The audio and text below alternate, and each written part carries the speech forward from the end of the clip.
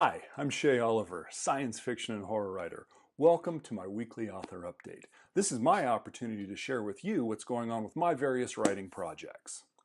So let's start off with The Betrayal of Ka.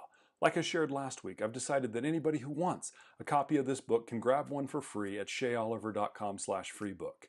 If you go there, you can get a PDF, Mobi, or EPUB of the novel and read it on your computer, your tablet, or your phone.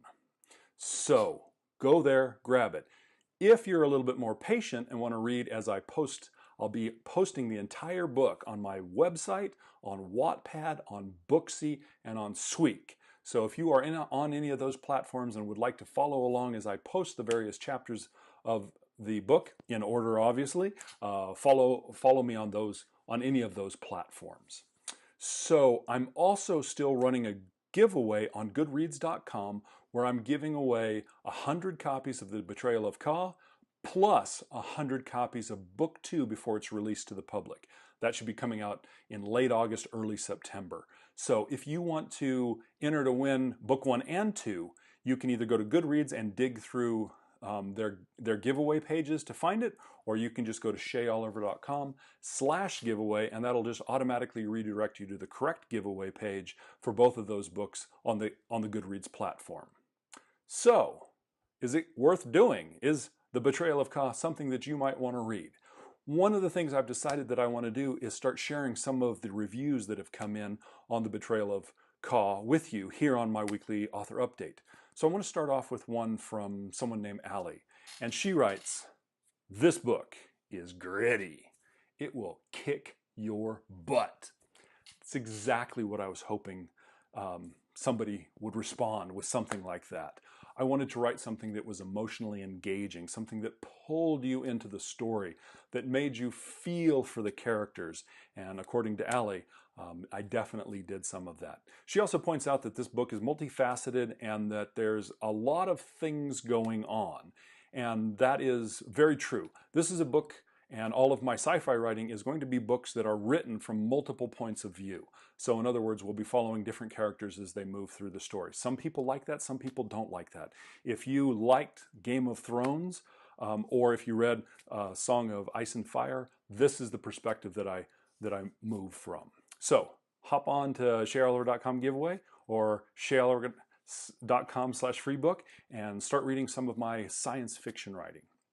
Okay, let's pop over to Book 2 for a moment.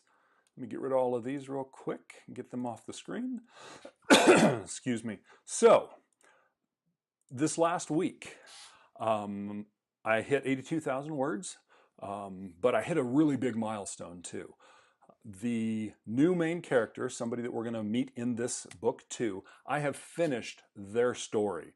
I don't write in the linear fashion that you're going to read it in. I often bounce between the various characters that I'm writing to carry the story forward, and the main character story is now finished, at least the rough draft. There's tons of editing left to do. So now I'm going back and filling in some of those other things. I want to give you a quick introduction to this new character. I'm not going to tell you a whole lot, but I do want to share with you that he's a boy on the planet of Corinth, which is one of the planets in the galaxy that I'm creating. And we meet him as a young boy where he's, in essence, abandoned by his family. He becomes very angry and has to deal with this. And part of this story is going to be his story of being an angry teenager and trying to cope with what's happened to him and then cope with what he discovers about himself, which is very significant in the overall story of the Transprophetics universe. So he is going to play a very key role both in this book and in some of the future books. And in many ways, he is going to be one of the characters that will be making the decisions and taking actions that will either let good or bad win out in the end. So, and I'm certainly not going to tell you which one wins in this, but this character will start the book, and I'll be releasing a teaser of chapter 1 fairly soon, along with a cover and the title of book 2. So stay tuned to this, my weekly author update, and I'll be letting people know more about that.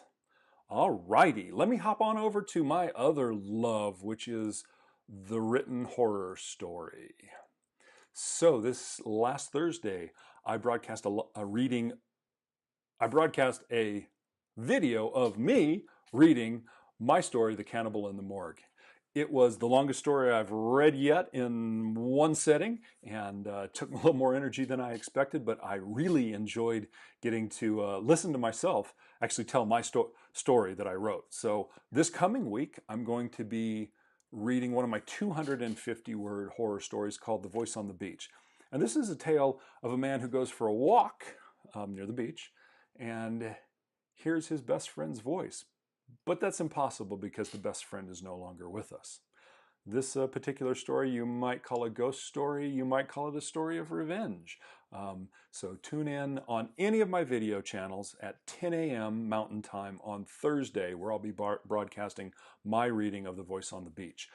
And the channels I use are my Facebook page, my YouTube channel, Periscope, and I also use Twitch and FC2 Live if you're on either of those channels, although I don't know if anyone's ever going to watch them there, but my tool lets me actually broadcast them over onto multiple channels. So that's it for this week. I really appreciate you showing up. As always, I love hearing from family, friends, fans. So if you want to get a hold of me, go to sheaoliver.com/contact Shea, or just go to sheaoliver.com and hit the navigation and hit the contact link. And have a wonderful week, and we'll see you back here next Monday.